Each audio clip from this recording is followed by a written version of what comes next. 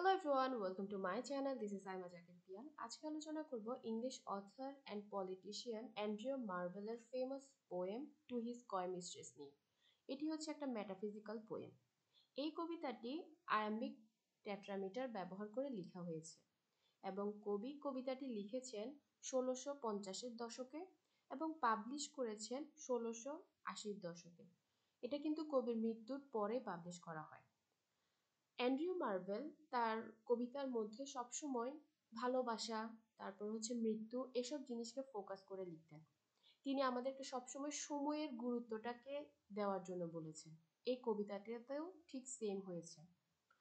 Two his coy mistress পোয়েমে কবি দেখা যাচ্ছে কি বারবার তার বিলাভেডকে বলছেন, আমাদের কাছে খুব কম সময় আছে, সো আমাদের কাছে যেইটুকু সময় আছে ওইটুকু সময় আমরা প্রপারলি ইউজ করা উচিত। তাই তুমি কোনো প্রকার লজ্জা না দেখিয়ে আমার কাছে আসো এবং আমরা কি করি, ফিজিক্যাল হই। এটা তার বিলাভেডকে বারবার বোঝানোর চেষ্টা করছেন, প্লিজ আমাদের কাছে বেশি সময় নেই, আসলে যেটুকু সময় আছে ওইটুকুকে আমরা এনজয় করি। মানে অনেকটা হচ্ছে যে চলো তাড়াতাড়ি কাজ সারি, ওই টাইপের একটা অবস্থা। আচ্ছা যাই হোক, কবিতাটি আমি লাইন বাই লাইন এক্সপ্লেন করেছিলাম, কিন্তু প্রথম দিকের ভিডিও ছিল তো দেখা যাচ্ছে কি আমি নিজেও অনেক জড়তার সম্মুখীন হয়েছি। তাই এটার সামারির উপর আরেকটা ভিডিও বানাচ্ছি যাতে করে আপনাদের আর কোনো প্রকার বুঝতে ডিফিকাল্টিস না থাকে। তাহলে শুরু করি। শুরুতে আমরা দেখি কি কবি বারবার ব্যস্ততা দেখাচ্ছেন, বা অনেকটা দেখতে পাচ্ছি কি কবি তার বিলাভেডকে জোর করছেন, অনেকটা প্রেশার দিচ্ছেন। কবি বলছেন কি আসলে আমাদের কাছে অনেক বেশি সময় নেই, আমাদের জীবনটা হচ্ছে খুবই ক্ষণস্থায়ী। তো এই ক্ষণস্থায়ী জীবনে আমাদের কি করা উচিত, সময়ের উপযুক্ত ব্যবহার করা উচিত। কিন্তু ধরো আমাদের কাছে যদি অনেক সময় থাকতো, মানে আগেকার দিনের মানুষগুলা যেমন অনেক বছর বাঁচতো, আমরা যদি সেরকম বাঁচতাম তাহলে কি করতাম, আমরা সময়টাকে কিভাবে স্পেন্ড করব ওই জিনিসটা নিয়ে আলোচনা করতাম। আমরা দুইজন একসাথে বসতাম এবং ডিসাইড করতাম যে আমাদের দিনগুলো আমরা কিভাবে কাটাবো। যদি আমাদের কাছে অনেক সময় থাকতো, আমরা অনেক বছর বাঁচতাম, আমাদের এই জীবনটা 60-70 বছরের মধ্যে সীমাবদ্ধ না হতো, তাহলে তখন দেখা যেত কি তুমি চাইলে ইন্ডিয়ার যে গঙ্গা নদী রয়েছে সেটার কিনারায় হাঁটতে এবং একটু একটু করে রুবিস গুলা খুঁজতে থাকতে। আর আমি কি করতাম, ইংল্যান্ডের যে হাম্বার রিভার রয়েছে সেটার পাড় দিয়ে হাঁটতাম এবং তোমার প্রশংসায় কবিতা লিখতাম। মানে কতটা সুন্দর করে তিনি তার বিলাভেডকে বোঝানোর চেষ্টা করছেন। এবং তিনি তাকে বলছেন আমি তোমাকে শুরু থেকে ভালোবাসতাম। শুরুটা কখন, বিবলিক্যাল ফ্লাডের আগ থেকে। আমরা সবাই বাইবেলের একটা ফ্লাডের কথা জানি, আমরা মুসলমানরাও জানি মুসা নবীর যে ফ্লাডের ঘটনা, ঠিক আছে।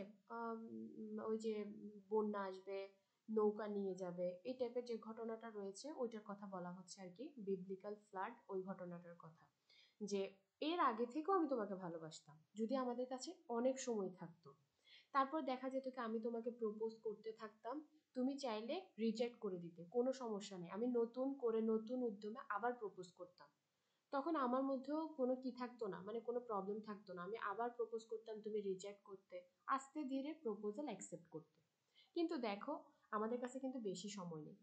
তখন তিনি বলছেন আমার যে ভালোবাসাটা তখন আস্তে আস্তে গ্রো করতো, একদম বড় এম্পায়ারের সমান হয়ে যেত যদি আমাদের কাছে অনেক সময় থাকতো। তারপর দেখা যেত কি আমি আমার জীবনের অনেকগুলা বছর তোমার প্রশংসায় স্পেন্ড করতাম। কিভাবে প্রশংসা করতাম, তোমার দুই চোখের প্রশংসা করতাম প্রায় 100 বছর। ঠিক আছে, 100 বছর ধরে আমি তোমার দুই চোখের প্রশংসা করতাম। তারপর তোমার কপালের দিকে তাকিয়ে তোমার কপালের প্রশংসা করতাম আরো 100 বছর। মানে দুই চোখের বর্ণনা দিত, এক চোখে 100 100 করে 200। তারপর কপালের প্রশংসা করতো 100 বছর। এরপর দেখা যেত কি তার দুইটা ব্রেস্টের প্রশংসা করতো 100 100 করে 200 বছর। এরপর তিনি চিন্তা করছেন পরের জীবনটা কি করব। পরের জীবনটাও ঠিক সেম ভাবে তোমার প্রত্যেকটা বডি পার্টের আমি প্রশংসা করতাম অন্তত 30,000 ইয়ার্স। ঠিক আছে, আমি তোমার 30,000 ইয়ার্স তোমার অন্য যে বডি পার্টস গুলো আছে সেগুলোর প্রশংসা করতাম। তার মানে বোঝাই যাচ্ছে কবি অনেক সময় ব্যয় করতো শুধুমাত্র বিলাভেডের প্রশংসার মধ্য দিয়ে। তারপরও কিন্তু তার প্রশংসা শেষ হতো না। তারপর যদি শেষ পর্যন্ত কবির প্রেমিকার মনে প্রেম জাগে তাহলে চাইলে তিনি তখন সাড়া দিতে পারতেন। আর তিনি বলছেন কি আসলে আমার বিলাভেড এতটা ভালোবাসা পাওয়ার যোগ্য, সে আসলে এতটা প্রশংসা পাওয়ার আসলেই যোগ্য। সো আমি তাকে সেইটুকু থেকে কোনোভাবে কি করব না, তাকে কম দিব না। তাকে আমি বছরের পর বছর আমার তার প্রশংসার মধ্য দিয়ে জীবনটা কাটিয়ে দিব। এরপর হঠাৎ করে তার মাথায় আসলো, আরে আমি তো আর কি আগের যৌবনায় বসবাস করি না।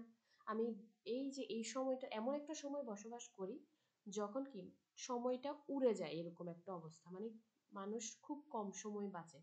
তার মানে কি মৃত্যুটা আমাদের খুবই সন্নিকটে। কবির হঠাৎ করে এটা মাথায় আসছে। তিনি ভাবছেন কি এই যে মৃত্যুটা যে কোনো টাইমে চলে আসতে পারে, আমাদের কাছে তো সময় অনেক বেশি নেই। তাহলে তুমি যে তোমার লজ্জার মধ্য দিয়ে তোমার যে ভার্জিনিটি আছে, তোমার যে কুমারিত্ব আছে, এটা যে সংরক্ষণ করছো, তাহলে কি লাভ হবে? যদি এগুলো সংরক্ষণ করতে করতে তুমি মারা যাও, কোনো লাভ হবে? কোনো লাভ হবে না। আর আমি শুধু তোমার প্রশংসাই করতে থাকবো, এটার মধ্য দিয়ে যদি আমি মারা যাই, তাহলে এই প্রশংসার কি লাভ হবে? কবরে তোমার ভার্জিনিটি নিয়ে গিয়েও কোনো লাভ নেই, আমার প্রশংসাটাও তোমার প্রশংসার গুলা কবরে নিয়ে যাওয়ারও কোনো প্রয়োজন নেই। সো আমাদেরকে কি করতে হবে? উপযুক্ত সময়ে উপযুক্ত কাজ করতে হবে। কারণ কবরে তো প্রেমিক প্রেমিকারা কোনো প্রকার সেক্সুয়াল রিলেশনশিপে লিপ্ত হতে পারে না, ঠিক আছে? সেখানে কোনো শারীরিক সম্পর্কের কোনো জায়গা নেই। তিনি মোট কথা বোঝাতে চাচ্ছেন যে এই যে ভার্জিনিটি যেটাকে তুমি রক্ষা করছো, তুমি যদি মারা যাও তাহলে এই ভার্জিনিটি দিয়ে তুমি কি করবা? তারপর তিনি বলছেন আমি যে তোমার প্রশংসা করে যাচ্ছি, প্রশংসাগুলো এক পর্যায়ে যে কবিতা লিখবো, এত কিছু করব, মরে গেলে এই কবিতাগুলো হবেটা কি? এটা ডাস্টে পরিণত হবে। সো এগুলোর কোনো লাভ হবে না। মোট কথা তাকে বোঝানোর চেষ্টা করছো, প্লিজ বেবি কাম, আসো, কি করি আমরা, আমরা কাজ সারি, ওকে। তারপর আসি লাস্ট স্ট্যান্জাতে। লাস্ট স্ট্যান্জায় শেষ পর্যন্ত কবি বিভিন্নভাবে তাকে মানে অনেকটা প্রেশারাইজ করছেন, তাকে আহ্বান জানাচ্ছেন, প্লিজ আসো। এবং আমরা কি করি, আমাদের টাইমটাকে ইউজ করি যতটা সম্ভব। আমরা টাইমটাকে অনেকটা হচ্ছে ধরে রাখি এরকম। কারণ দেখেন আমরা চাইলেই কি করতে পারি না, সময়টাকে ধরে রাখতে পারবো না, সময় সময়ের গতিতে চলে যাবে। তাই আমাদেরকে কি করতে হবে, একে অপরকে উপভোগ করতে হবে, ঠিক আছে? সময় শেষ হওয়ার আগে সেই সময়টাকে উপযুক্তভাবে ব্যবহার করতে হবে। তিনি বলছেন কি এখন তাদের উচিত শরীরের যত শক্তি আছে, যত আবেগ আছে, সবকিছু দিয়ে শারীরিক যে চাহিদাটা আছে সেটা পূরণ করা এবং সময়টাকে কাজে লাগানো। আমরা চাইলে সময় তো ধরে রাখতে পারবো না, বরং যতটা সম্ভব সেই সময়ের মধ্যে নিজেদেরকে এনজয় করতে হবে, লাইফটাকে এনজয় করতে হবে, যা কিছু পারি সব করতে হবে। মানে মোট কথা হচ্ছে যে শারীরিক চাহিদাটা ফুলফিল করতে হবে, এটাই তিনি বোঝানোর চেষ্টা করেছেন। আশা করি বুঝতে পেরেছেন, খুবই সিম্পল একটা পোয়েম। কবি মোট কথা তার বিলাভেডকে বোঝাচ্ছেন, প্লিজ আসো। তারপর তার বিলাভেডও লজ্জা পাচ্ছে। এটা টাইটেলই কিন্তু তাই বলছে, টু হিজ কয় মিস্ট্রেস। আচ্ছা যাই হোক, এবার আসেন থিমে আসি। থিমটা কি? প্রথম থিম তো লাভ, এরপর হচ্ছে ডেথ। এখানে আরেকটা থিম আছে, সেটা হচ্ছে কার্পে ডাইম। কার্প ডাইম হচ্ছে এমন একটা ফ্রেজ, যেটা লেটিন ফ্রেজ, যেটার মানে হচ্ছে সিজ দ্য ডে। অনেকটা হচ্ছে সময়ের, যখনই আপনার কাছে সময় আসবে সাথে সাথে সেটাকে ব্যবহার করবেন, এটার মানে হচ্ছে সিজ দ্য ডে। সময় আসছে, কাজ সেরে ফেলতে হবে, কাজ ফেলে রাখা যাবে না, সময়ের কাজ সময়ে করতে হবে, এরকম একটা জিনিস তিনি বোঝাতে যাচ্ছেন। তার মানে যৌবন আছে, ভালোবাসা আছে, তাড়াতাড়ি করে যা করার সব করে ফেলতে হবে, এটাই বলছে।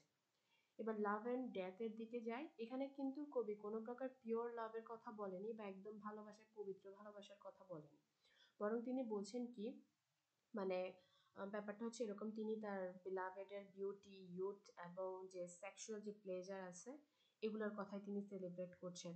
মানে তিনি বোঝাতে চাচ্ছেন যে ভালোবাসি তোমাকে ঠিক আছে, কিন্তু মরে গেলে এই ভালোবাসা দিয়ে কি করব?